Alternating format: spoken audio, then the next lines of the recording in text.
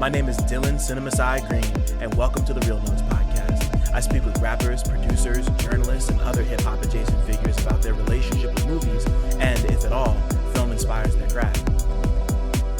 My guest this week is rapper, producer, and activist Ghais Guevara. We spoke about Nickel Boys, Steve McQueen's latest film Blitz, our conflicted feelings on the Marvel Cinematic Universe, the pros and cons of South Central and state property, navigating being labeled as a communist rapper, the intersection of music and activism, putting messages into accessible musical packages, and the creative process behind his latest album, Goyard Ibn Said, out now via Fat Possum. Come fuck with us.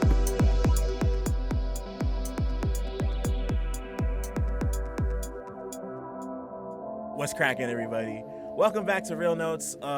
Still easing back into things. Riverside's being a pain, but or not even Riverside this time. It's just like not the Wi-Fi had me fucked up. So we're starting a little late. I got pineapple. I got sparkling pineapple green tea beverage and yakisoba noodles. It's Thursday. My name's Dylan Green, CineMasai. Got a lot of names. Do a lot of shit. Outside, inside, all sides, whatever. I'm with somebody today who's also all over the place. He's from Philly. He's somewhere else I'm not gonna say because I'm not trying to blow his spot up. He's all over the world, fucking opening for all your favorites, and is probably willing to tell most of them to like fuck around and go. Well, I was gonna say fuck around and go read some Karl Marx, but I don't know how you feel about Karl Marx. Yeah, no. Okay, yeah, because everybody has their pros and cons. Always, yeah, always. I just know that like right now his name is in the air for like he's complicated. He's complicated like anybody, but like Ghais Guevara is here. Ghais, Goyard, every other name under the sun, activist, rapper, fucking So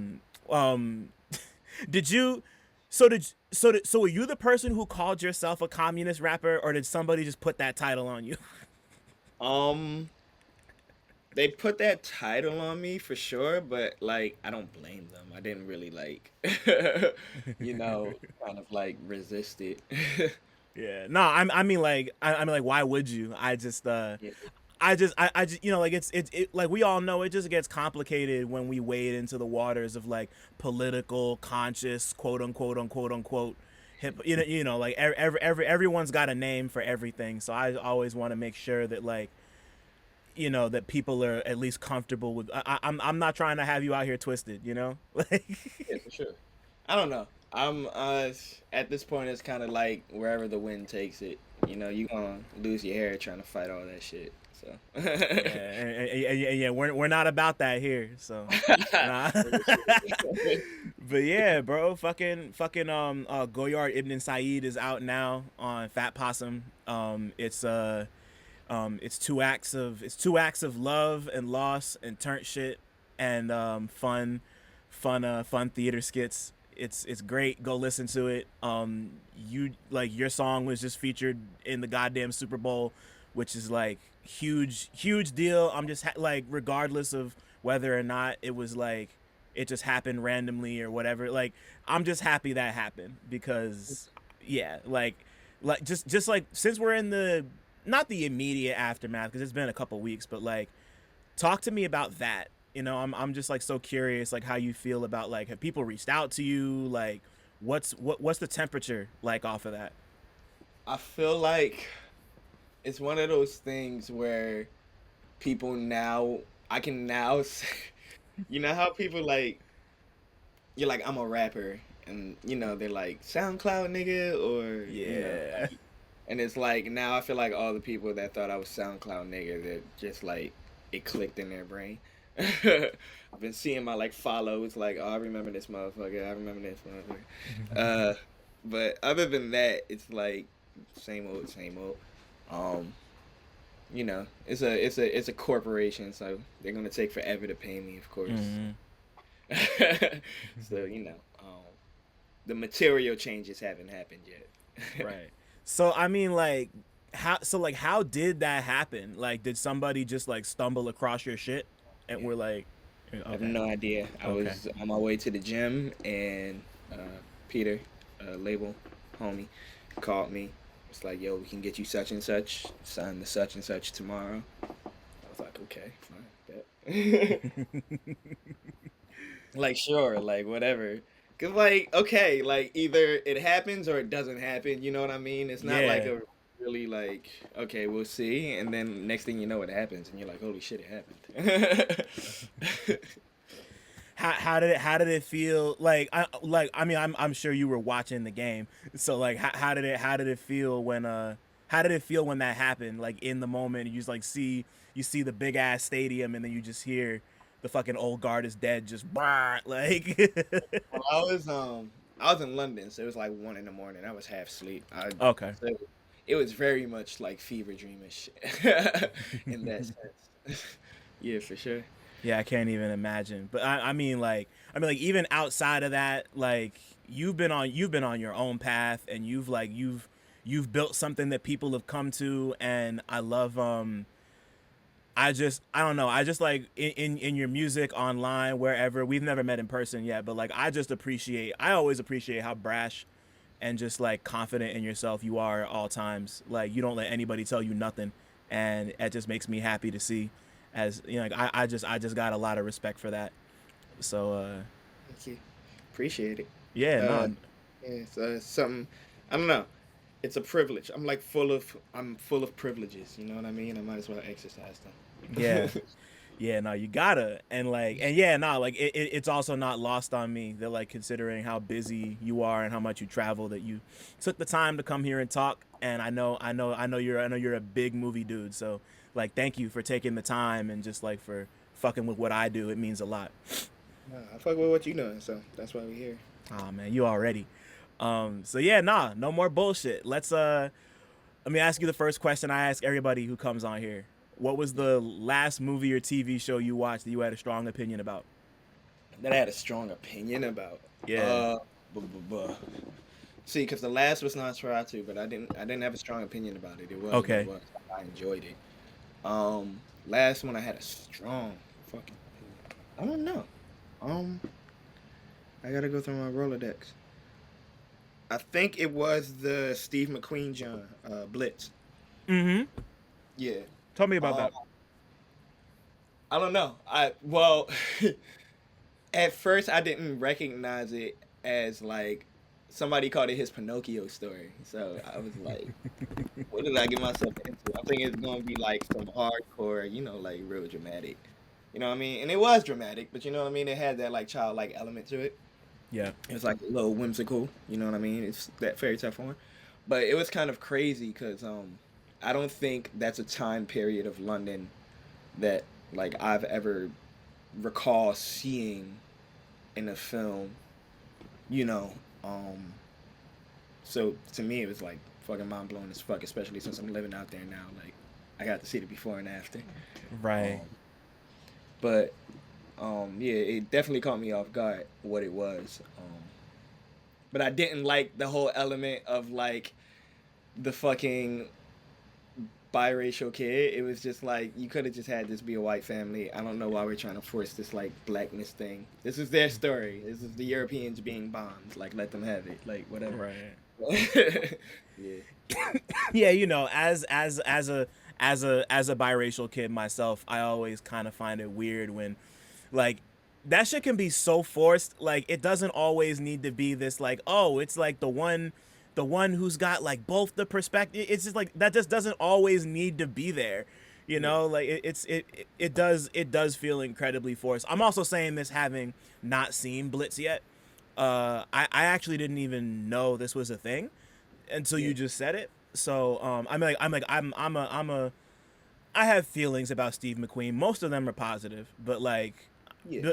but just like, take me through like you don't got to break down the whole fucking movie, but what exactly is Blitz about for people who haven't seen it?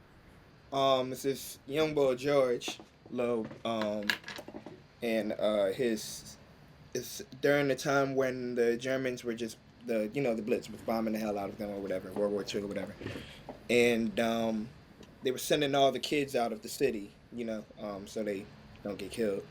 and the young boy George escapes the train, and he's trying to make his way back home to his mom. And it's like the adventures that he goes through. Adventures, pretty tragic shit, but the shit that he goes through to get back to his mama, and the grief on his mom, and it was just a nice, not accurate, but immersive depiction of just the Blitz.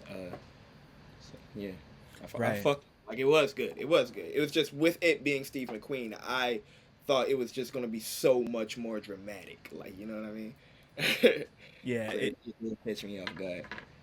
If there's anything about Steve McQueen, like, he's gonna be dramatic. Like, I remember sitting through 12 Years a Slave for the first time, and just like everything about that movie is just like, it was like almost melodramatic, like it's like kind of got it's like pretty intense, like like especially as far as like a slavery movie goes. Like, I can't remember the last one I saw that like really, like it's just like it felt like watching a melodrama in a way that I hadn't seen in a long time. At least when I first saw it. I haven't seen the movie in like 10 years.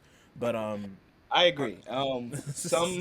Some would probably call a lot of his shit like overacted, and I would completely understand that. yeah, same. Um, yeah, so I get it. Yeah, and then just like off of you explaining what Blitz is, you ever seen It's a Wonderful not It's a Wonderful Life, Life is Beautiful.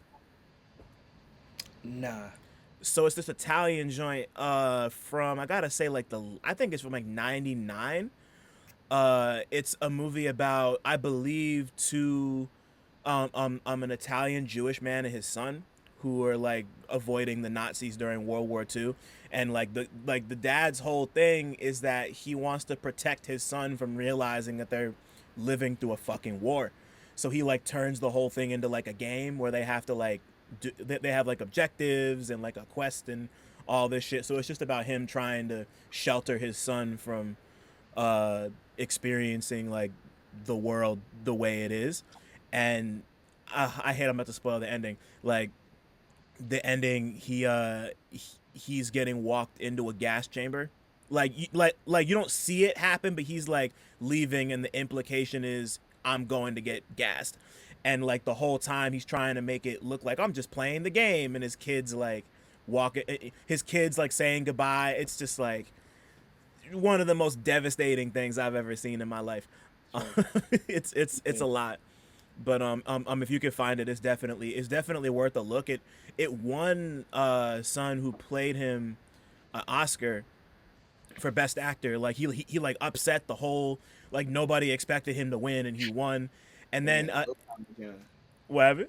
He's a willpower John. Yeah, Just for real. straight off the talent. Yeah, and then right after that, like, he used all that clout to make a live action Pinocchio movie. Funny enough, talk about a Pinocchio story, and it's terrible. It's like it's like widely considered one of the worst movies ever made. It looks terrible. Like, the English, they dubbed it in English, and like the English dub is considered one of like the worst English dubbed. It's like, it's just crazy to go from like I won an Oscar to making one of like the Yeah. just like consensus worst movies ever made. I think about that a lot. Niggas need less yes men in their circle.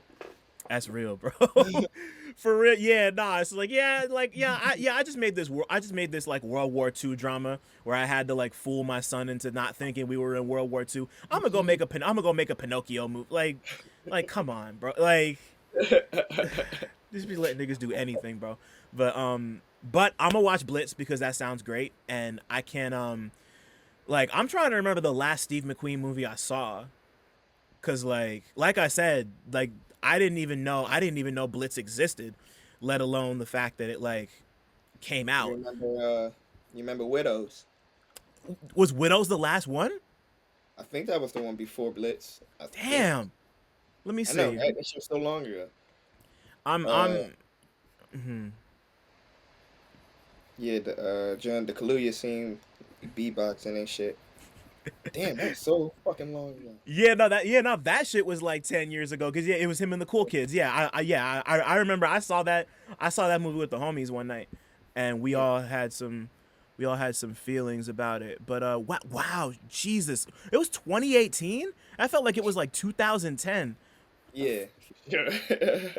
Yeah, I'm like dead looking through all this shit right now. It's fucked up because you go to Steve McQueen's Wikipedia page and it has like the actor Steve McQueen's Yeah. filmography on it instead. I don't know why, but I gotta uh figure. yo, yeah, no, like the last thing he made was Widows. It's really been sick. It's really been like 6-7 years. I That's think that was crazy. the thing that really caught me off guard, though, is that it was like 6, 7 years, and then your next film coming off Widows is like this, again, Pinocchio story through like Blitz. You know what I mean? Like when you Yeah. just contextualize it, but it gives off more like here's something like a side project I was working on while I work on my other shit. But it doesn't look like that. Like that's what I'm saying. It's fucking really a they put their money in that design, set design and all that shit. So I don't know. It's really in the middle. Caught me off Wow. guard. Yeah, no, that's cool as hell. Okay, yeah, no, I'm gonna find it because like that sounds like something that even if I don't love it, I'll at least like take it in. Yeah. And speaking of shit that you could just take in and feel how you feel about it, I finally saw Nickel Boys yesterday. Oh my god, that's on my list. It yeah, I'm not gonna dig too deep into it, but like I don't like so like I didn't know what it was about before I saw it. I was just like, oh, like I know people have been talking about this. I know I need to go see it. I went in as cold as I could. So like I didn't so like if anybody who doesn't know, um Nickel Boys is a movie about these two black boys who are at like a reform school in Florida. It's the one in the movie is it's based on one in real life, but it's not the one in real life. But it's just about them at this reform school. It's like split down the middle between races. Of course, the white kids are treated better. The black kids are basically just put into like indentured servitude for everybody in the neighborhood. And it's about the two boys are Elwood and Turner, and the two of them just like one of them's radicalized, one of them's kind of just like a passive, just kind of like I'm just living my life by the bootstraps, whatever type person. And it's just about them forming a brotherhood, their ideologies clashing, and eventually it like takes place across like 40, 50, 60 years, which I also didn't expect. it's God it's damn. like yeah, it's like they it's a piece, bro. Like this is like a movie. Like you stop watching for a second and you're not completely lost, but like it's not one of those you gotta like be locked in the whole time or else you're not gonna get certain things. I'm Like I'm still trying to come out of do you just remember that just slop of like movies like Selma and shit like that? yeah. Come out of the fact that like black people have moved beyond that shit and like we're actually, what I mean, our Jim Crow era shit is no longer this these common rap songs, you know what I mean? They're like Right. art pieces. So I read what it was about. I was like, nah, I'm good off that. But then I'm hearing more and more about it, and I'm like, yo, this shit sounds like a masterpiece. I gotta check it out. Yeah, I was blown. It's like, cause I mean, like, if you go into it knowing a lot about it, it does, like, it does seem like it's gonna be that type of like Glory by Common featuring John Legend, Yeah, fucking like Oscar Beatty type shit, and it's like, it's, it's like this isn't Selma. This isn't as much as I love it. This isn't Malcolm X. This isn't that. Like yeah, it's very much a different take. I think the writer director's name is Ramel Ross. He did incredible, and the two kids who played the two leads, like they're both first time actors. They did incredible, and it's like like it's like an interesting story about like a niche aspect to history that I knew nothing about, and yeah. like it's been a while since I've watched a movie based on a book and was like, I want to go read the book. Like, I can't wait to read the book. Like, that's how good this movie was. Hell yeah, I'm ready for that one. I'm fucking seeing Brutalist on Sunday. Shit. I still haven't seen the Brutal. I can't bring myself to do it yet. I I'm not. gotta. I'm wishing that I saw Nigga Boys first before Brutalist because I'm afraid Brutalist is gonna movie me out for a good minute. Uh-huh. Yeah, that's kind of the impression I got from the trailers and the discourse and everything. It's like, yeah, this is gonna be a lot for me. Mm. Yeah, yeah, but it's like 3 hours long too. Yeah, 3.5. It's pushing 4 type Mm, shit. wow. Yeah, I mean, but yeah. I'm not. I mean, but I loved Irishman. I loved Oppenheimer. I loved Flower Moon. You know what I mean? Like every time I sit there and complain, even fucking Endgame, I like every time I complain about a 3+ hour movie, it's my favorite shit ever. So I'm not even gonna. No, I'm happy to hear you say that. I'm not opposed to long movies. Like as long as it's good, it doesn't matter how long it is. Like Yeah. I'm not gonna lie, I never finished The Irishman. Yeah. I liked it. I just the way they set it up on Netflix, they have it where it's like cut into episodes. So like I just never went back to finish the rest of it. It's really good and I want to finish it. I'm like every time I should go back and finish it, I just never do. You know? It was the first time I've seen a person cry to a film. Mm. Who was it? If you don't It's mind me asking. my girl at the time. Felt.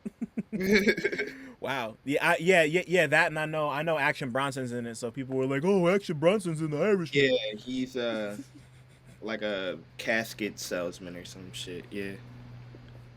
Man, he just be picking up side quests. I don't know how he does it. You know, that's like, shout out to him. Yeah. He's going. I don't know. Marty's going crazy with the casting. What's that thing about The Rock that I'm hearing about? Yeah, he's about to play he's about to play a drug dealer in the next Martin Scorsese movie, and he's gonna be like the main cat. Yeah, I don't like. That's just I just gotta laugh at that for now until I start seeing footage. Like, Is he in his serious arc now? Isn't he doing the What's the one? Isn't it a boxer, or MMA fighter, something like that? hmm One of them disgruntled ass fighters. yeah. And isn't he about to be in the new Nolan movie too, or did I dream that? Nah, I don't think I ain't hear Okay, that. all right. I mean, like I have a lot of feelings about The Rock too. I love those Jumanji movies he's in. I think those Jumanji movies are great. But like, I just we've never seen him do like a quote unquote serious movie before. Like it's always either like some Jumanji shit, some Black Adam shit, or like what was the Skyscraper, like something like or like Rampage. You know, like he hasn't done like a serious acting movie yet. So Yeah, like I don't know what yeah. to expect. I I never minded a nigga staying in his pocket. Yeah. I commend like Batista. I consider myself more of a Batista. You know what I mean? I'm So like, nah, you're not gonna box me, and I Swiss Army knife this shit. Watch. yeah, I'm happy for Batista, cause like I didn't like the M Night Shyamalan movie he was in, but I thought he was really good in it. I can't even remember what the shit was called. The one when they're in the cabin. It's like the Four Yeah. Horsemen. Yeah, I can't remember what it's called. I don't But know. but I mean like he was great in it. Like that's the type of performance where I'm like I would see him in any kind of movie he'd want to be in. But of course to me he's also Drax, and then he's also like he's fucking Dave Batista. You know like you know he's at a point now where one or two serious roles or one or two like big things that make a lot of money and or like if he gets like memed properly like he'll be a different type of actor in 2 weeks, you know. Yeah, I feel Yeah, that. but like okay, so like just based off of everything we've said so far, I'm so curious to hear this next answer. So like what's the first movie experience you can remember having, guys? It could be it could be at the theater, it could be at your cousin's house, like just the very first thing that comes to mind. I have the earliest ones. Most of them are with my father. I Mm-hmm. can't lie. Uh, I remember.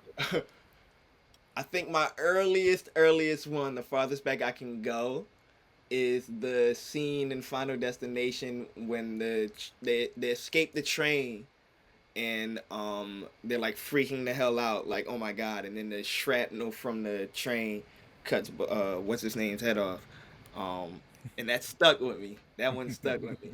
But I don't know why that's the earliest one, but I think theater that was at home. That at the theater, we saw Am I 5? Which Mission Impossible was it when he climbed the Burj Khalifa? Oh, I think that's 5. 5? Yeah. Yeah. That was on IMAX, and I didn't know.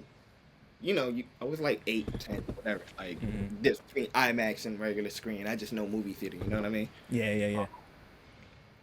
I didn't realize what I was seeing at the time. I'm glad that IMAX lived on, and I was able to catch it. Older, and I'm able to like appreciate it. Yeah.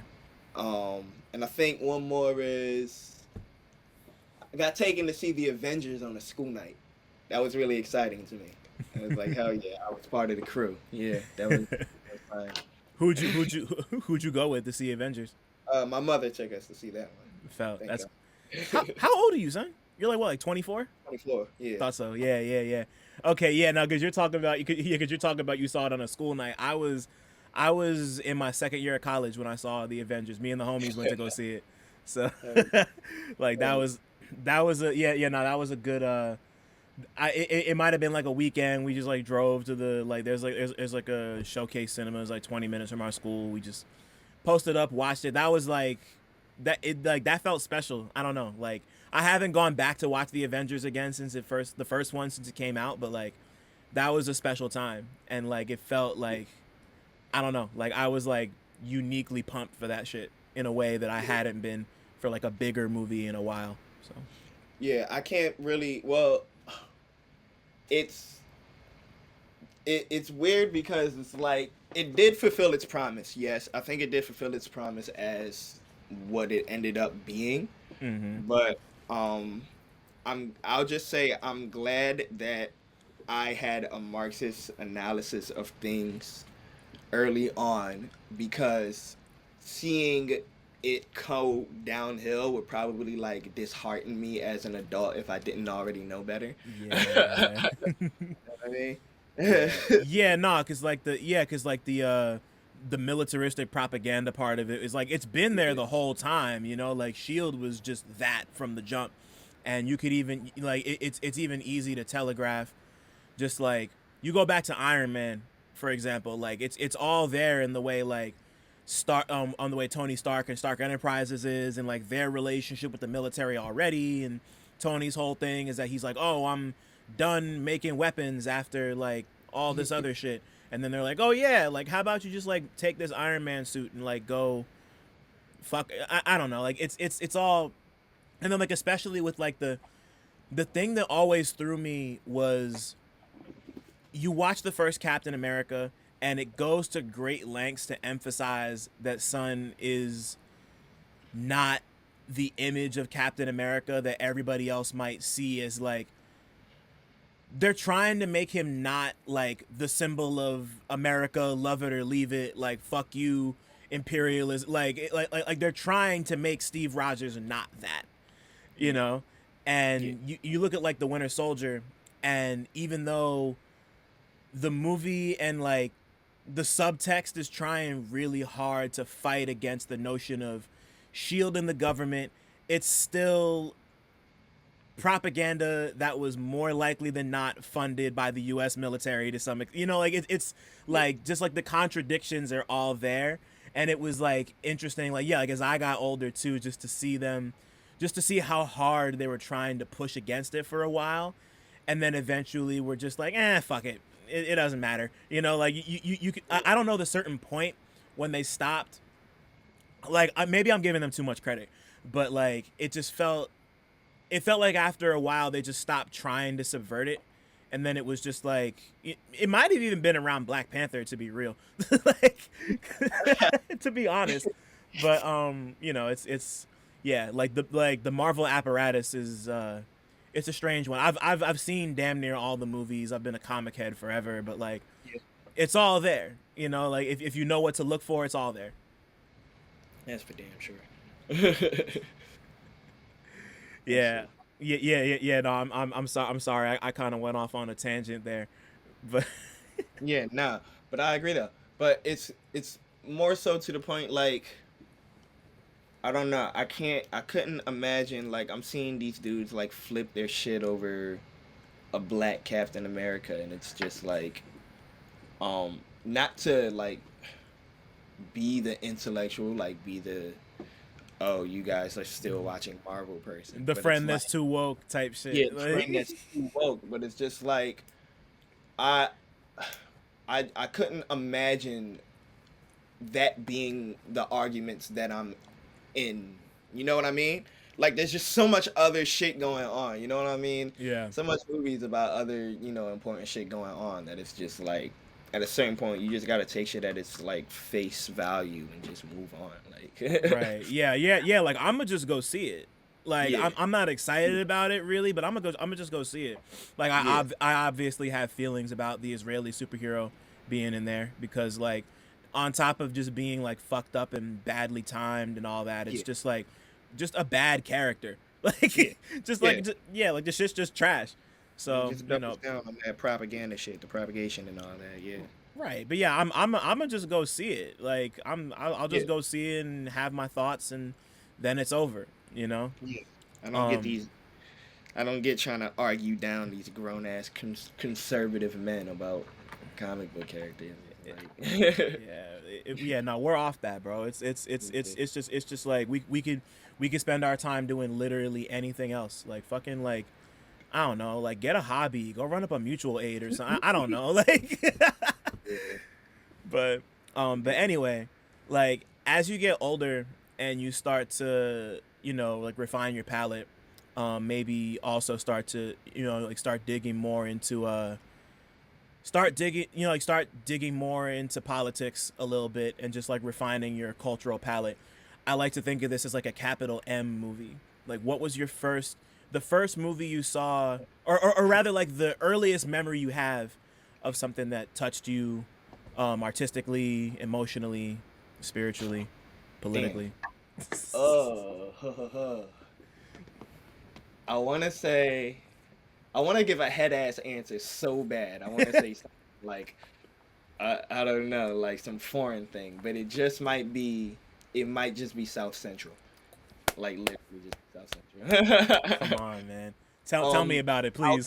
give bonus points to Children of Men. I'll say Children of Men too, but I think South Central takes the cake on We've that. never talked about South Central on here, and I've been waiting for somebody to bring it up. So please, let's go. Really. Let's go. Let's go. Let's go.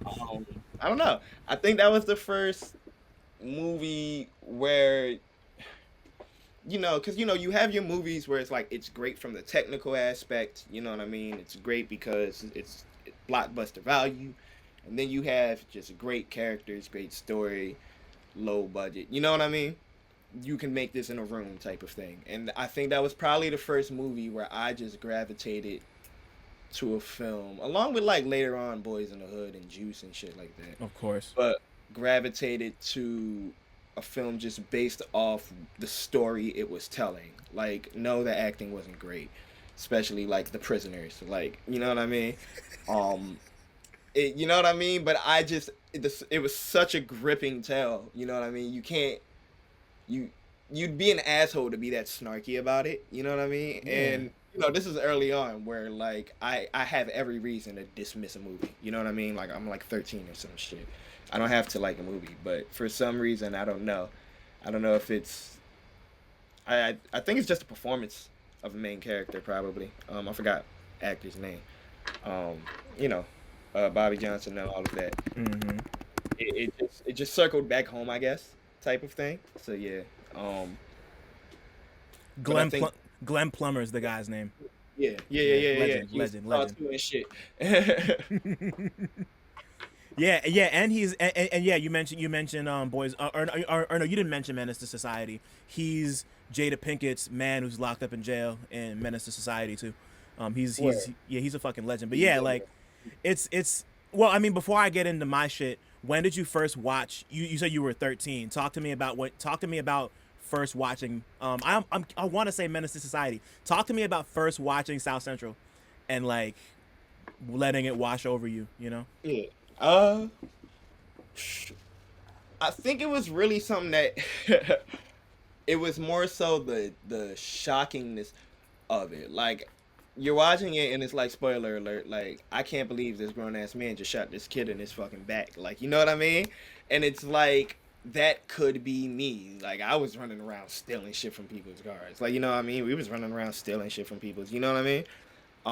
I think no. obviously it's the environment, location where I come from that made it all relate.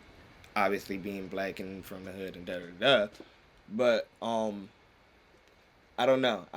It with it connecting like that puzzle piecingly, you know what I mean, to Yeah. the shit that I was just surrounded by, it really made me understand like, oh, some people like watch movies, beyond action scenes and laughing. Like yeah. Yeah, no, that's a good way to put it, cause like South Central has all that stuff in it. Like there's like I wouldn't call them action scenes, but like there's definitely like like thrilling moments in it. There's humor in it, but yeah, like you just like look at all the like I feel like more than even Boys in the Hood and Menace to Society, like that's a movie that's like that's like an early example of like a film like that that's explicitly about gang culture. Like Hmm. Menace to Society and Boys in the Hood aren't really about gang culture specifically. It's just kind of like my fault. Sorry to interrupt, but I just wanted to shout out the Real Notes Patreon one time. For as little as $5 a month, you get exclusive goodies like video of every interview, 2-day early access to every interview, an invite to the Real Notes Discord server, exclusive access to the Real Talk Movie Night archive, and early pre-sale links for all live events. If you want to give a little more, you get other exclusives like retro 60-second movie reviews and monthly 90-minute workshops with me, where we can discuss whatever creative questions or projects you might have going on. Head over to patreon.com/realnotes. That's REELNOTES to join right now. I repeat, all videos will only be available on the Patreon. Thanks for listening. Shout out to my patrons. Now let's get back to talking. A presence in everything, like it is, but like I don't know. Well, I think what South Central lacks, because it was such a low budgeted film, it Yeah, lacked that sort of, I don't want to say romanticization, but like I want it to be Doughboy. I want it to be O Dog. You know what I mean? yeah, yeah, I yeah. don't want to be Bobby Johnson. Like, so I think just like it was really gritty. You know what I mean? It was that Yeah. low budget really helped its story in a way. I feel like. That really made you like, I don't want to do this gang shit. That shit look ugly. Like, Right. yeah. Yeah, cuz I feel like like the romanticization aspect is definitely part of it, because I think it helps a lot because you look at like like Kane and why am I forgetting Cuba Gooding Jr.'s character's name in Boys in the Hood? Um you know who I'm talking about.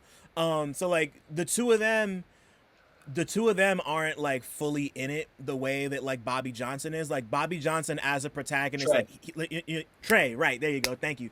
So like Bobby Johnson is a part of the Hoover Deuces. Like there's no like, oh, I'm like the soft kid who's not really in it. Like Yeah. Bobby Johnson, he's not just a member of Hoover Deuce. He's like a lieutenant of the Deuces. Yeah. So like he's Yeah, he just earned his tier and shit. Like, yeah. yeah, exactly, with the potato shot. And also, don't Yeah. think I didn't notice you referencing that in the song either. Fucking yeah. Now Bobby Johnson with the potato, like that's such a, and see, I'm gonna get into some romanticism myself. That's such a ill image of just like Yeah. Bobby Johnson with the fucking potato on the blammer. Like that shit is just cool as hell.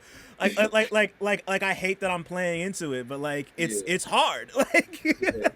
but It's real resourcefulness. That shit's cool as shit. right, like, and it's so like you said, the acting in it isn't it, a lot of it's not very good, but like, and a lot of it's because the people outside of Glenn Plummer, who I think does a great job, like everybody, I just like South Central.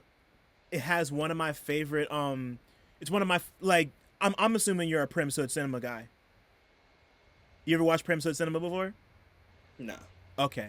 So there's this dude on YouTube named Moses Prim who just like, he does what he calls Prim's Hood Cinema, where he just does like a recap of like hood classics. Oh, I know who you're talking about. So yeah, so like he did one on South Central, and he has a whole section in the video where he's just like, all these people are like Shakespeare acting, like in this like super like my favorite has to be the fucking like all the prisoners really, but like the Nazi dude and Yeah. the Muslim dude are like, they're just like, the whole scene where like Bobby gets taken in the back, and then they have to be like, we all know Bobby here, a man, like, you know, like, and and then like he like comes back and like he a man. It's just like Yeah, so yeah, overbearing, and like the Nazi dude with like the 15 box cigarette, like it's just so like it's like silly, and then like Genie Lamp's whole thing is like I don't know, like I don't know that I'd ever be able to take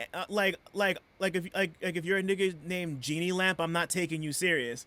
yeah. No. Like I always think about the scene where he gives him the smack in the living room, and he's just like, you don't fuck with me, you don't fuck with Genie Lamp, and I'm like, all right, bro. Yeah, But it's borderline camp. yeah, truly. But then of course everything with Bobby Jr. and you know like his whole arc when he gets shot in the back and he's in the Yeah, hospital. He's in the hospital with the nurse and he gets nursed back to health, and him going through the initiation, and Bobby seeing him and being like, I need to cut this off right the fuck now. yeah, Like that does bring everything back to earth, and I think yeah. that like that aspect of the story working, like if that didn't work, the movie wouldn't work. And I think it Exactly. works. It's So one of those just undeniable. You know what I mean? If so long as him and that boy were acting, on good, just period. yeah, yeah, yeah. Movie's all right. Yeah, for sure. And then on top of that, I feel like a lot of people don't know this, but the rapper J Rock, he got his name from the character J Rock in South Central. Yeah. That's fucking hilarious. Yeah, like I heard I like recently I rewatched it, and I heard somebody say J Rock, and I was like, oh, he probably got it. Like I think he said it somewhere himself, but like where like you know like J Rock's from Watts, like he's from out there, like Yeah. Okay. Okay. it makes sense to me.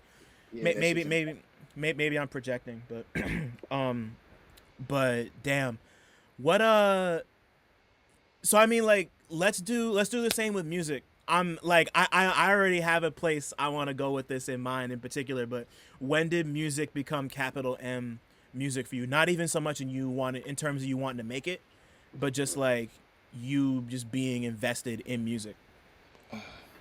me being invest. Yeah. Okay, I see what you're saying. I don't know. It's kind of hard. Maybe I think it was around the time I wanted to started to learn how to make beats. When I was Mm-hmm. learning how to make beats, because then it was like I wanted to sample. I wanted my variety of samples to be wider. You know what I mean? Yeah. I wanted to find that thumbprint, or whatever. So I don't know. It felt like obligatory for me. Um, yeah. So what was that? Maybe 15, 16 is Mm-hmm. when I started opening up and chopping samples and stuff. And yeah. Yeah. I know. Growing up in Philly, I know you had a Beanie Siegel phase.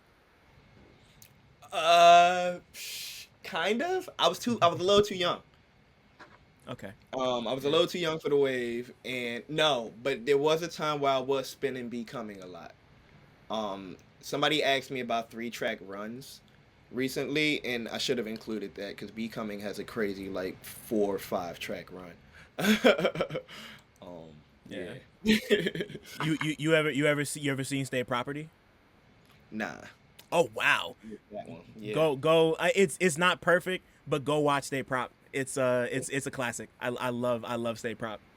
for sure. I got Yeah, nah, like what's it called? Hove's in it. Hove and Dame Dash are in it. hell yeah. It's a weird one. It's yeah. It's like once again like definitely on the South Central tip. Like the acting's not great, but it's just I don't know. I had fun with it. Yeah. It's like you could tell Beanie Siegel wanted his own belly. Like it's very much Beanie Siegel's belly. Beanie Siegel's belly. It's very much that, but like I love it. I think it's great. I'm not I'm not as big of a belly apologist as everybody is. I can't lie. See, I'm not okay. I'm not either. Like it's gorgeous. It's fucking Hype Williams. Of course, it's gorgeous. Yeah, That movie's garbage. I love it. It's great. yeah, It's kind of garbage. yeah. you know. It's Look, biggest snooze fest next to I'm not gonna say it. I'm gonna give it a pitch. I didn't really It's only like two movies that I was like, all right, whatever, like I get it. That and like Paris, Texas, I was like, all right, whatever, like I get it. Like, it's run to a white man, like get to the end, like. Yeah, yeah. It's only but so many movies. Like when somebody tells you when you get the point of a movie, you know what I'm saying? It just Yeah. I like to move on, like next thing, because to me it's too many movies. You know what I mean?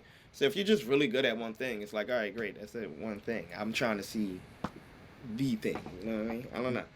I don't know if I'm weird for that. No, I don't think so. It's like I see the value in being the person who's like on the one thing and just like wants to explore the one thing, but Yeah. like I'm like you can do both well. Like you can be about the one thing well. You can be like a jack of all trades well, but like if you're gonna do it, you gotta like do it. You know. Yeah. Um, but yeah, I also I want to walk back. Belly being garbage. It's not very good. I'm gonna keep it at not very good instead of Not garbage. very good. I want to say garbage. It's. I mean, it has its value. You know what I mean? Sure does, yeah. I'm not mad when somebody puts it on. Like Yeah. literally. I'm mad when somebody puts Paris, Texas on. At least, Yeah. at the very least. Yeah, I'm not trying to watch Paris, Texas with people. Like that's like if we're together and you put that on, I'm like not watching that. Yeah. Or at least I'm not like paying attention, you know? It might just be a not for me thing though. You know what I mean? I feel it. I feel it. So as so like that's your so that's your relationship. That's your starting relationship with music. So you start making beats. You said you were like 15 when that started happening? Yeah. Yeah. So like as you get older and you start, like taking music a bit more seriously, when did I mean, like you had already mentioned before that like your politic was starting to get pretty sharp around that time too. So when did those two things, when did music and politics really start to intermingle for you? Uh, I don't know. It kind of it started out that way because like my first introduction to rap was literally like Public Enemy. You know what I Mm, mean? My pops yeah. was a huge Public Enemy fan. So I already in my head I was like, all right, well if I'm going to rap, this is what I'm going to rap about. Like it just felt right. It was what I was surrounded by. So um, I didn't I didn't come up in that side of hip hop that saw something wrong with it. Yep. So it was just easy for me to do. You know what I mean? No, that's great because I was gonna ask this a little later, but I guess I'll ask it now. Like considering how forward you are about about your anti-capitalism and about your communism, like in like especially in like your earlier stuff. It's like it's I don't know why I'm blanking on how I want to ask this, but it's just like it's all like it's all there, and I always think about like we were talking about this earlier with like the common shit, but just like so-called like message music, like people will like hear stuff like that that's like too overbearing or like corny and just kind of like tune it out and just be like, I'm not trying to hear all that. Like it's like it's a it's like on the one hand I feel like it's a trap that a lot of listeners just tend to fall into, but I also feel like there's certain artists who do really make like treacly, obnoxious, boring music that's kind of hella preachy. And like you're somebody who doesn't do that. You've never done that. Like all the stuff you've made has been like interesting and intriguing and, for lack of a better word, fun. But there's like but it's like you're not afraid to put it in people's face and just like tell it how it is, tell it how you feel, and not have it be Glory by Common featuring John Legend. Which is not easy to do. Yeah. So like I guess the question is like, do you were talking about like this being a thing that you were already aware of, like that you wanted to do pretty early.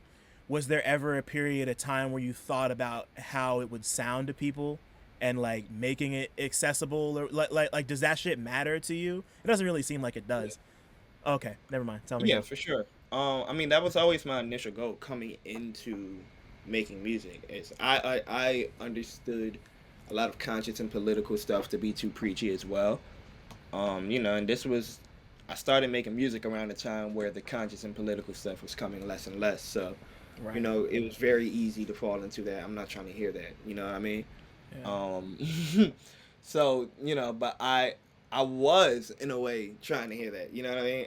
And I was begging for like those little snippets of like an Earl song with an 808, or you know what I mean? Mm-hmm. Um, so it's like at a certain point you just like fuck it, I'm gonna make it myself. Yeah.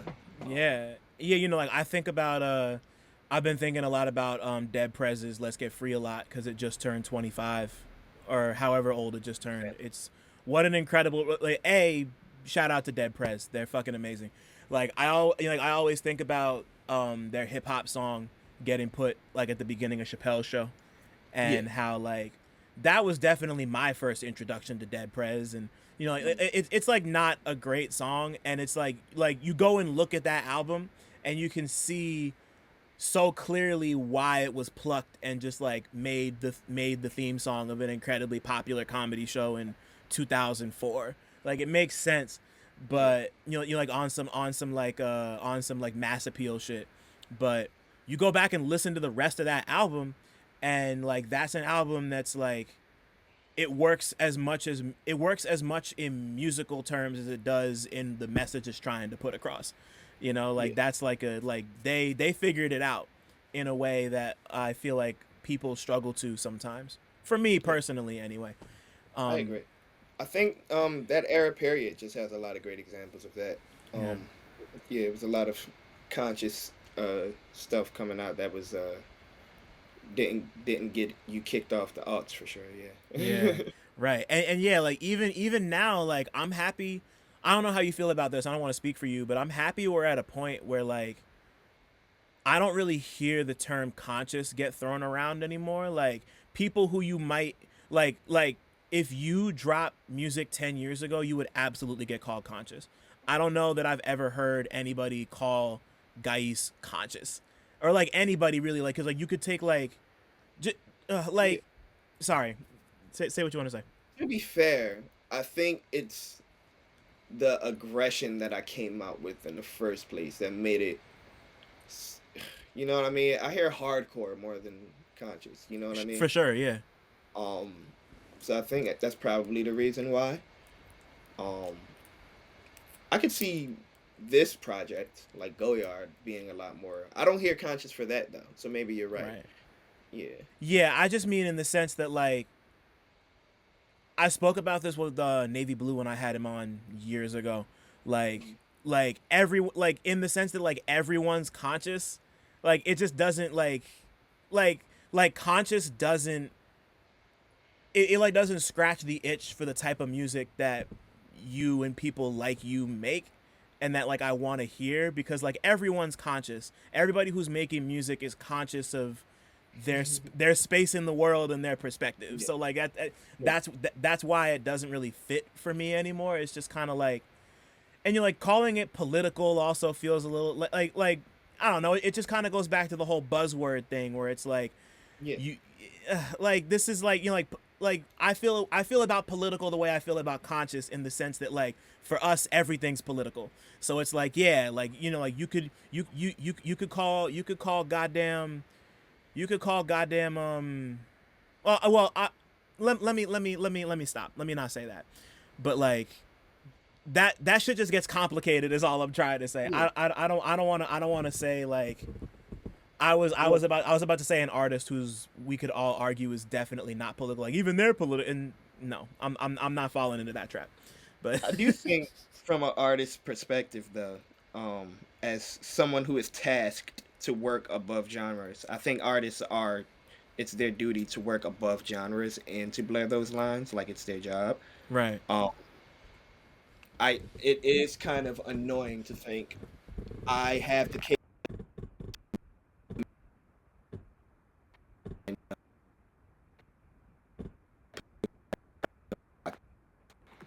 You know what I mean?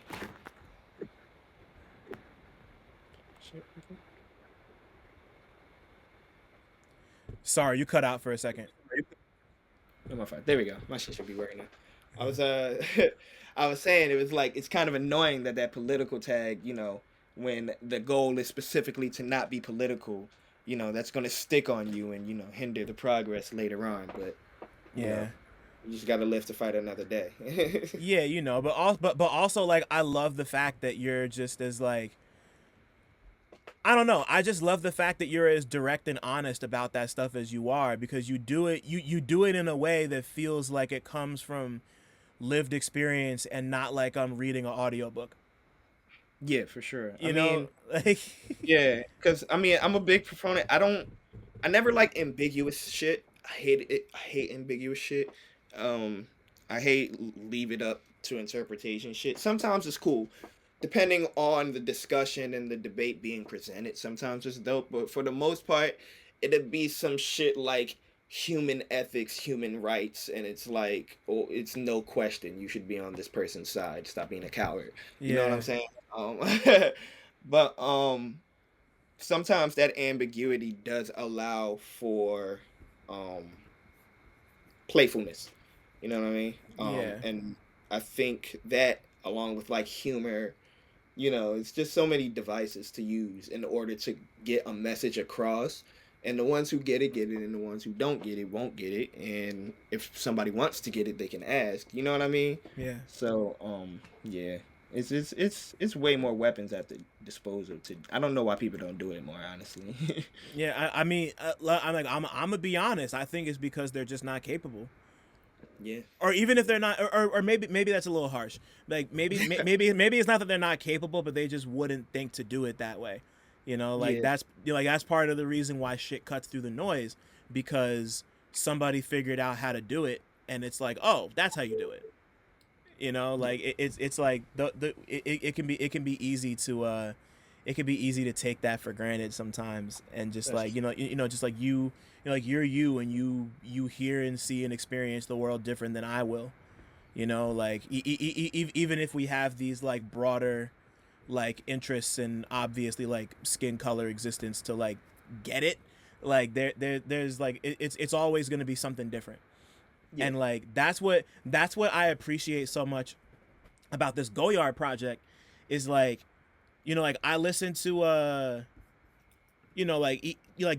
going back today I listened a lot to Goyard. I listened a lot to There Will Be No Super Slave, and I listened to Black Bolshevik, and just like Goyard, the way Goyard is constructed and the way you really dug more into like storytelling on this project than I feel like you ever have.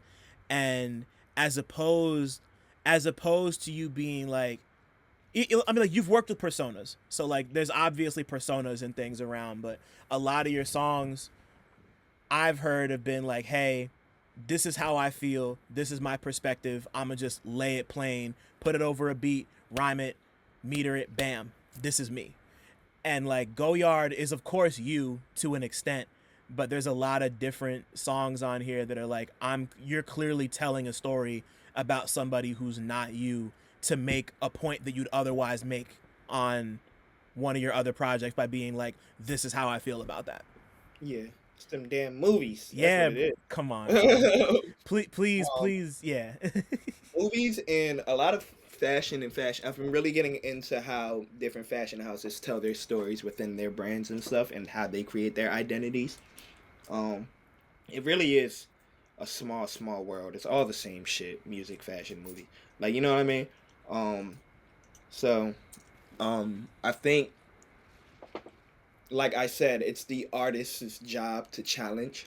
Um, and I'm understanding that more and more that I have the right to see somebody's film about oh, this is how, like, you don't understand a certain time period until you see that one film that interacts with it in a way that nobody else does.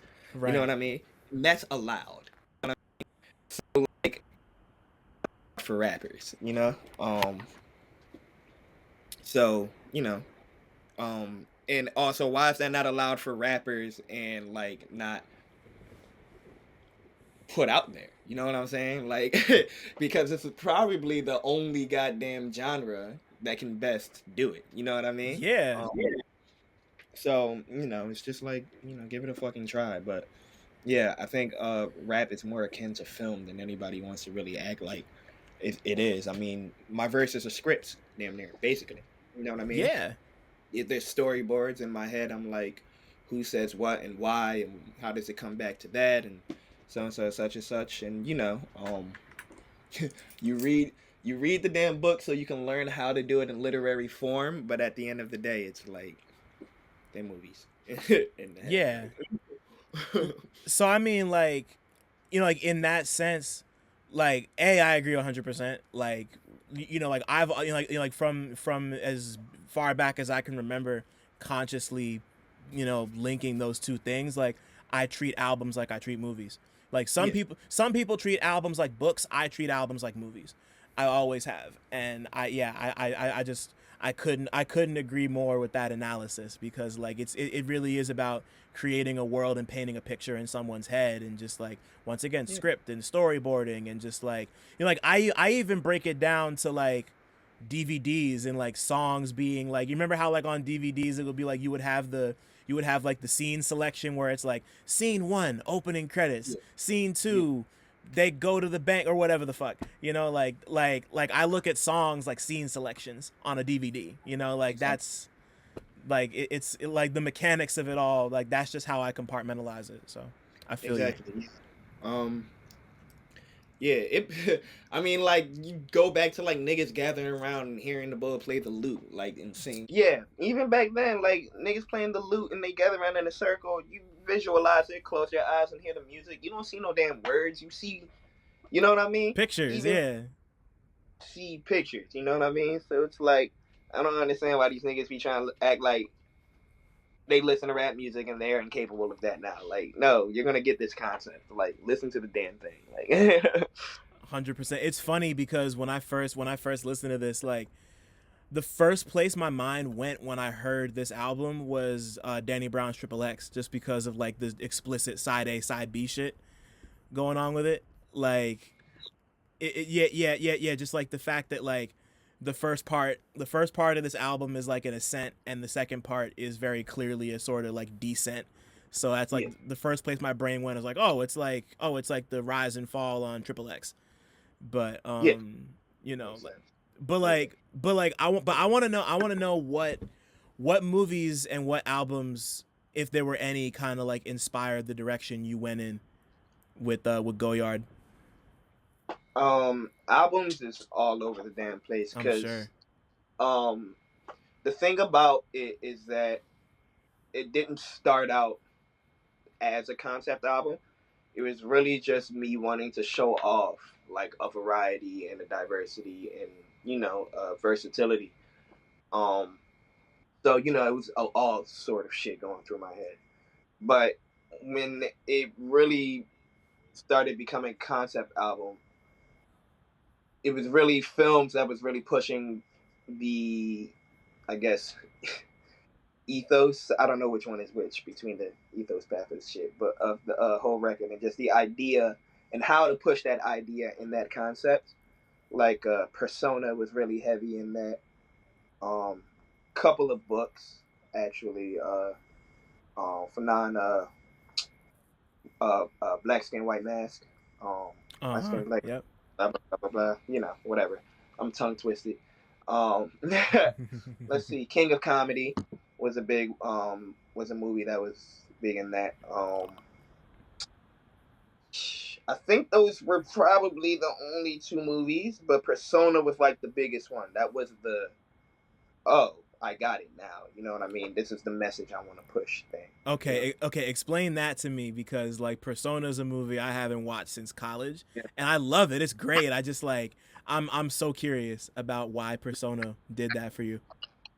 Um, I think so. I fucking watched it when I was like, I had to be like 15, 16. This no, whenever Blonde came out, because remember Frank Ocean did that zine, Uh-huh. Yep. and he had a list of his favorite films or whatever. And most of them was like shit that I've seen, Kubrick, like, you know what I mean? But I think Persona was like, what the hell is this? I don't know this one. And, I wasn't gonna let that nigga out movie me. Yeah. So I watched it when I was like 16, didn't get it, and then I think I watched it again this time with somebody, with my girlfriend now, with Mira. Now that I remember, and when we finished it, it was like a 2-hour talk afterwards of just like trying to figure the movie out. And I think ultimately, like, the conclusion that we kind of came to, like how we felt about it, I think we really related to the aspect of traumatic experiences causing a cognitive and identity and self, ego and stuff like that. I don't know. It was just a really avant-garde, just in the way that the movie in and of itself even feels like your brain splitting into two after discovering these things about these people. You know what I mean? Like, it really did magnify and define something that I feel like a lot of us experience that we don't know how to explain. So yeah, it was really big on that. Yeah, nah, I can see that. And like just like distilling that idea and that perspective into like this digging into like the persona of a rapper in the way you do, like like the cuz if we're going to stick to that specifically, the songs that really jump out at me in that way were Leprosy, Camera Shy, and Bystander Effect. Like those are the three where I can like most feel like the narrative wheels kind of turning. Even though you've gone on record at least embracing the notion that most of these songs are like episodic things that aren't like it's not like this is like a beginning, middle, end narrative in like the strictest sense. But in the first damn song, well, he says anthropological, yeah, but I thought people would like catch the joke, like yeah. Yeah, it's an anthological thing. You know what I mean? The last episode has nothing to do with the next episode. The next episode has nothing to do with the last. People don't be listening. Yeah. Pretty much. Yeah. Yeah, but like you did it anyway, and I think I think it's but yeah, like those three songs are the ones that really, those are the ones that remind me that this is a grander concept and not just individual songs. Like that's where like I listen to like Leprosy and Camera Shy in particular. I just get drawn. Like I recognize that it's bigger than the sum of its parts in those moments. I don't know why it is either, but they just like, I don't know if it's your performance or if it's the beats or like whatever, but it's just like that's the one where like my brain is hyper aware, I would argue that those songs definitely dip more into the character of Goyard, and therefore seem like the biggest gap or shift. You know what I mean? Like the big polar opposites between the older and the new. I don't know. I'm thinking from an audience. You know what I mean? First time or whatever. Like you hear Leprosy and Camera Shy, they're the most egregious examples of like not being what was Super Slave. Right, which is like which once again, like listening to these three things back to back to back, it is really cool to see how like like the sound and just like your approach changes from Black Bolshevik to Super Slave, and then from Super Slave to the first Goyard, and then the first Goyard to this Goyard. Like it's like I don't know, just like watching and hearing you test it out, and like or like not even test it out, but just like do a thing and then tinker with it a little bit, and then like you're just like constantly tinkering, like you're not the nigga doing the one shit all the time. Like you're constantly like you're kind of once again, you're delving into the same stuff. Like this is like, you know, like I would peg you as somebody who was at the very least anti-capitalist, just even if I had just heard Goyard. Like you know, the signifiers are there, even if you're not like, even if you're not like reading the fucking Communist Manifesto into a mic, like I would know that you were on that type of time. But it's dope to, once again, it's dope to see you figure out how to put that message forth in, you know, like, for lack of a better word, I hate to say it like this, but a more artistic way. You know, like I feel like a tool having even said that shit, but That's the only way you can convey those kinds of messages and it actually get through to people. yeah, You know what I mean? I mean, I could sit there and lecture. You know what I mean? That's yeah, one way to. But you know, it's the, again, the story side of it. The books change minds, stories change minds, movies. yeah. Nobody really interacting with it. This is the closest you can get to interacting with it. You know, without outright being in there. Yeah. Facts. And you know, like that was, and like that was a moment, that was like a brain blast, a head bust that I had when I walked out of Nickel Boys. Because like once again, I'm just like, I wouldn't have known nothing about this if I didn't just watch this movie. And like and you're like, I consume movies like a fucking freak sometimes, where like I'm watching sometimes like 2 3 in a day, depending on how much time I have. But like, so like I feel like ever since I was young, I've kind of taken in, I've obviously been places and had experiences, but like I take in a lot of like a lot of the basis for stuff that happens not directly in front of my face comes from movies. You know, it Yeah. always has. Like through movies and music and like culture generally, but movies and music specifically. So like, you know, like I had that moment watching Nickel Boys. Like this really just, like this just opened my whole brain to another aspect of the civil rights movement that I had never even considered before. And you know, I can, like, especially considering the big push that's been happening between like you working with Fat Possum and the Super Bowl shit, like that's gonna happen for somebody listening to Goyard. You know, like it's like, you know, like it's gonna, you know, you're gonna be the spark that inspires. You could be the spark that's gonna inspire someone to change the world on some Tupac shit. You know, Yeah. Hope, which, hope. Yeah. yeah, and you're like, another thing that I've been thinking about a lot is like another reason why I think this project is so successful is because it can be really easy to be an asshole about the type of shit that you're like. These are critiques of like a certain aspect of like not even just rap, but of like black expression. That it could be so easy to just be like reductionist and finger wag and, you know, just like be the fucking downbeat, just like be the fucking like the yeah, like the Debbie Downer of just like, oh, like this shouldn't be this way, it should be that way, you know. Like there's like I hear like as somebody who's like lived with rap music since I was a kid, and like knows and like knows my history and knows your music, like I like I'm somebody who can see all the strings and all the spider web threads that you're connecting to, but it's done in a way where it doesn't feel like, it just doesn't feel sanctimonious. It doesn't feel like you're above anybody. Like you know, like I hear, like once again, I hear like bystander effect, or I hear camera shy, or I hear critical acclaim even. And this is somebody, to me, I'm like, this is somebody who knows not just what rap is, but like what makes a rapper.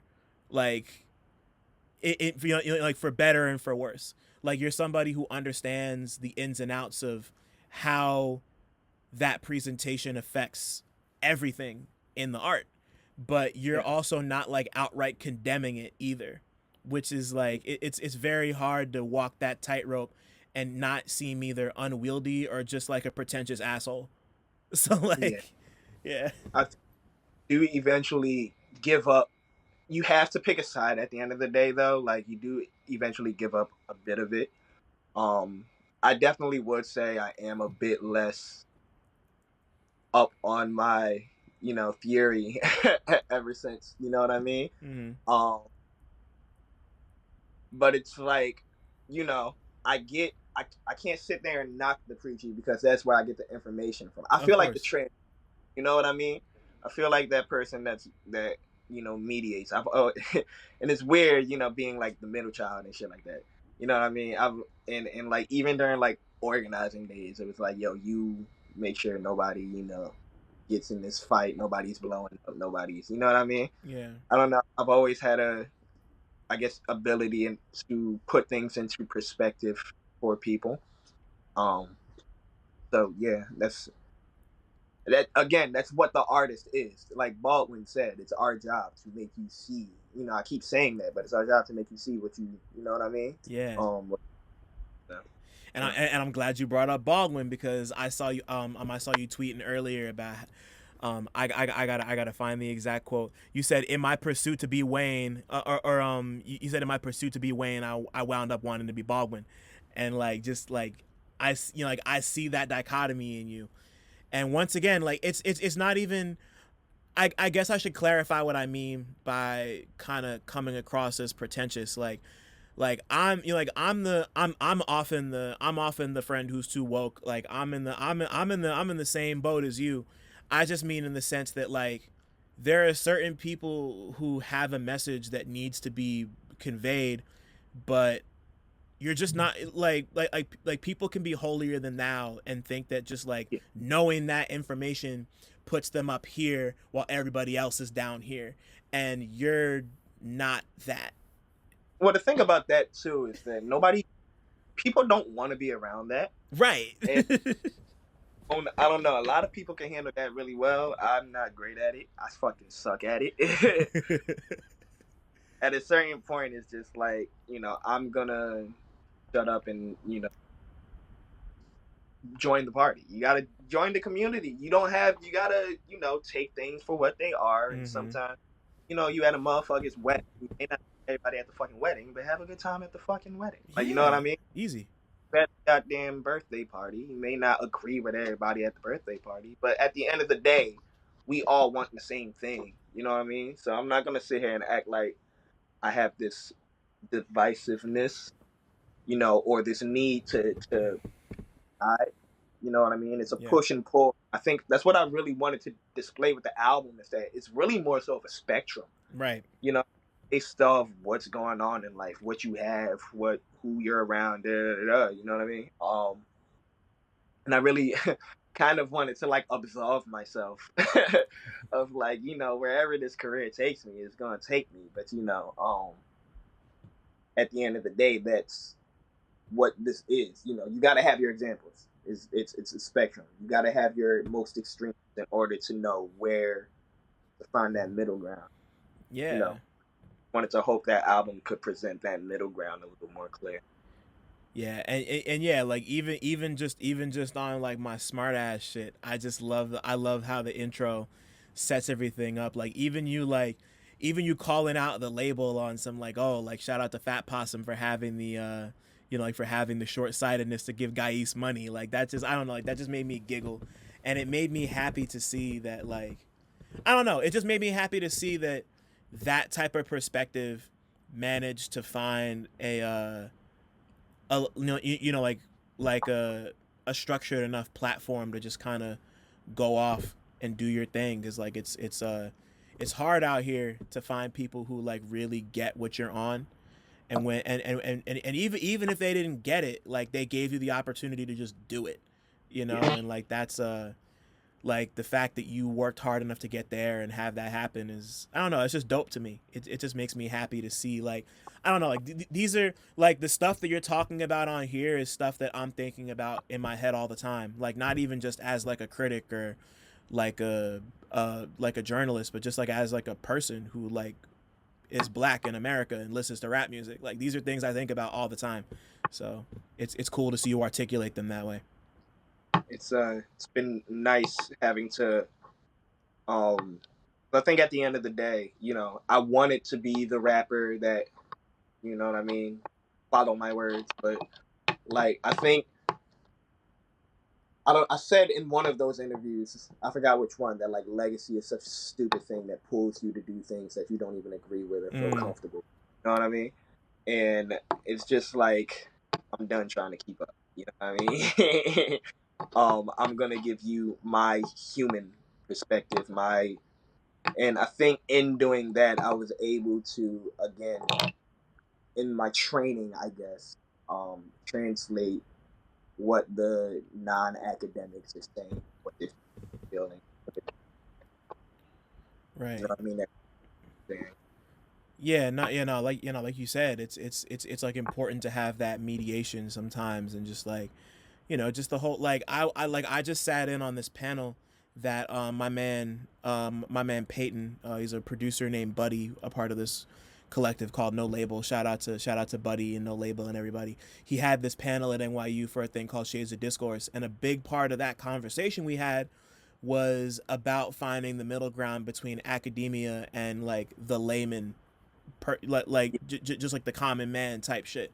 And like that's something that I feel like people at that level are constantly, it's that's the eternal struggle, like it's just about finding a way to talk that everybody can understand. And like, and like, as somebody who used to organize, like that's a skill I imagine you at least like sharpened while you were organizing at some point. Would like, like in that sense, because like in that sense, like, do you like talk to me a little bit about your organizing history and how and if that has inspired the way you like, or it's just tell me how organizing has inspired the way you create, because I feel like it has. I don't know. I just feel like, I don't know. I think the organizing, it wasn't necessarily the organizing influencing how I created, but more so no, it is, but it wasn't in the sense that like the charm, the humor, the shit like that, the wit and all of that, like figuring out how to, that comes from just schoolyard shit. You know what I mean? Yeah, of Like course. you can't work on the schoolyard, But Word. like, I think being in organizing gave me access to more of the information. And seeing how a lot of these niggas operated trying to talk to regular people, and I'm like, you know what I mean? Like, I wouldn't go that route, but I got to pick up on a lot of the do's and don'ts just by living in it. Down from the protest down to tabling, just like, you learn from people's mistakes. You That's make real. your own mistakes. Well, I've gotten in my fair share of arguments and shit like that. But I think and I reflect, like, how could that have gone? Where did I get too head at? You know what I mean? What could I have taken a few insults, a few L's? Could I have taken some jokes about myself? Self-depreciate a bit to let this person, feel more in control of this conversation so that it can be more peaceful. You know what I mean? It's weird tactics. It's a push and pull. It's a chess match, really. But yeah, I think that's really what it was. It was just more so the how rather than the what. When I was Right. And how yeah, how far removed are you from like, or rather, like, not so much how far removed, how long has it been since you've done all that stuff, since you like really started to ramp up the music? uh, I mean, every now and then it's like, come do our, such and such event. Like, yeah, I'll come around do it for show love, do the support. Got you. Haven't really, like, I haven't rallied since, like, Black Bolshevik was really when it started to, like, all right, I have to join this. You know what I mean? Yeah. And then Super Safe. Once I signed the contract for that album, like, it was kind of like, all right, I yeah. Yeah, no, that's when see, oh man, I'm just realizing I forgot to ask you that I usually ask the question, when did you know music was going to become more than just a hobby for you? And it sounds like it might have been, well no, I don't want to assume. When did music become more than just a hobby for you? When did you know you were going to like do this forever, or at least like go all in on it for now? Well, I knew it was something that I could do. Like I started pursuing it in like high school. Yeah. Um, I like literally left. I was going to Bodine. I left and I decided to get cyber school. I needed that free laptop and I taught myself how to make beats. Word. That was like my serious. Like this is just like so utopian in my like weird decision, but it worked out, I guess. And but at a certain point, it was a point when I was like, all right, well, it's not exactly what I thought it was gonna be. Now I just gotta like get a job now. You know what I mean? And I think I got paid for a couple of features, and right after that, I quit my job. Like I was like, yeah, it was probably gonna go somewhere. Again, me thinking it was gonna be more than what it is. So Super Slave happened, and I got my little clout off Super Slave, and then that slowed down. And then, it's like, all right, it's time to get a job again. And then next thing you know, the label, comes and hits me up. So it's like, oh, I guess it's not time to get a job. You know what I mean? Yeah. So, it was a weird journey. It's a lot of ups and downs, but it really, I think the label signing was when it was, because now other people are liable. You know what I mean? Yeah. So they're not gonna let you fuck up. Like, like get up and make some music. You know what I mean? Right. Yeah. But yeah, I mean, and then like that's led you here, and just to see you not to see you keep making quality music that's like fun but also thoughtful, and not like finding that middle ground between the two, and just I don't know, just like once again, like you being as left as you are, and making your way closer to like the capital T capital M masses is pretty cool. Like in this day, like there aren't very many people I can think of who would fit that criteria, who are within stabbing distance of something bigger than you. So like it's I don't know, like as a as a as a Center for Social Justice graduate from high school who fucking like doesn't always act the way I want to when it comes to rallying, but believes in all of this shit as wholeheartedly as I do. It's just dope to see you where you're at, and to like even like once again like just like the prospect of somebody thinking harder about this by listening to a project like Goyard is like, that's valuable.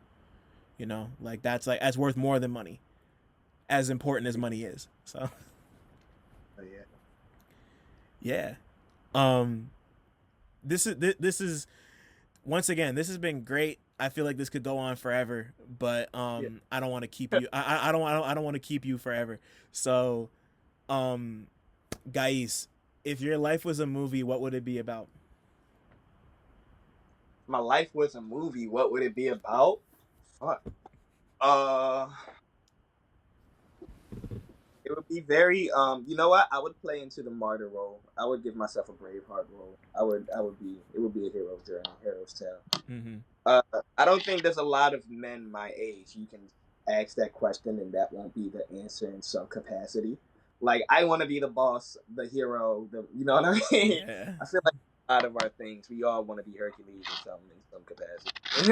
Yeah, yeah, it's just the ego talking, and everybody has an ego, Like whether it's big or small, we all got one.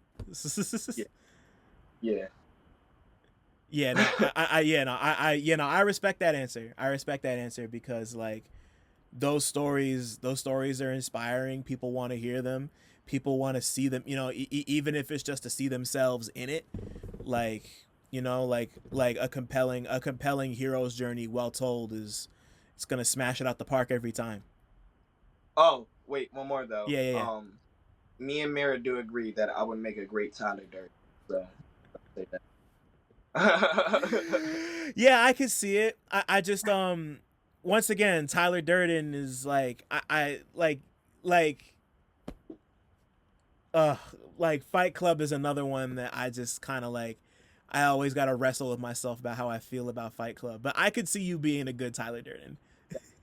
Yeah, it's one of those things where it's like, love the movie, great movie, has its moments, but like the message, it's like at the end of the day, it's like, you know what I mean? It's a white man made the movie. Like, you know what I Yeah, mean?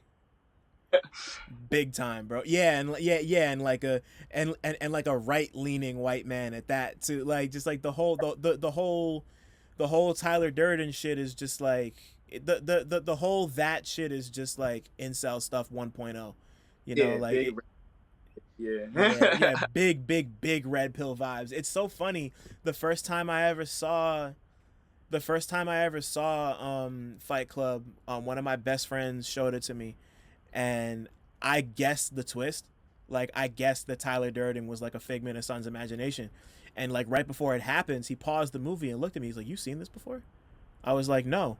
He's like, "How'd you know that? You look it up?" I was like, "No." White men are predictable. The struggle, potential struggles are predictable. Marx predicted this. Kwame Ture predicted this. Malcolm. We all. Sylvia Winter. We all know you. Y'all like easily. Yeah, nah. Shout out to Kwame Ture. I'm happy you pulled that name out the hat. Yeah, for real. That yeah, like it was like, and this was high school. I saw this shit in high school. I was like, oh yeah, he's the same. He's a figment of his imagination. He was like blown that I got it. But shout out to Steve. But yeah, yeah, bro. Thank you for this. Like I said, you know, as like as an admirer of your work for a while, and as like I see you always talking about movies, so I'm like one of these days I need to get Ghais on here, and I'm really happy we did it today. So like, thank you for, I don't know, man. Thank you for being here. Thank you for taking the time. It means a lot. Glad to be around. We've only scraped the surface, honestly, in the movie talk. That's just the, you know what I mean? Like I said, I've had 3-hour combos. So yeah, it can get ugly. Yeah. Now we got a whole lot more to talk about that I'm sure we'll talk about off camera, online, whenever we finally link in person. Like, I'm so sorry I wasn't at the fucking New York show. I was busy that night. It's gonna be more to come. Yeah, like yeah, now like next time you're out in the city, I'm gonna make it my mission to be there. That bro. Yeah, nah, bro. Thanks for listening. Shout out to y'all for making it this far, and shout out to all the black people listening too, because y'all really impeccable. Don't forget to like, subscribe, and tell a friend to come through next time. 1.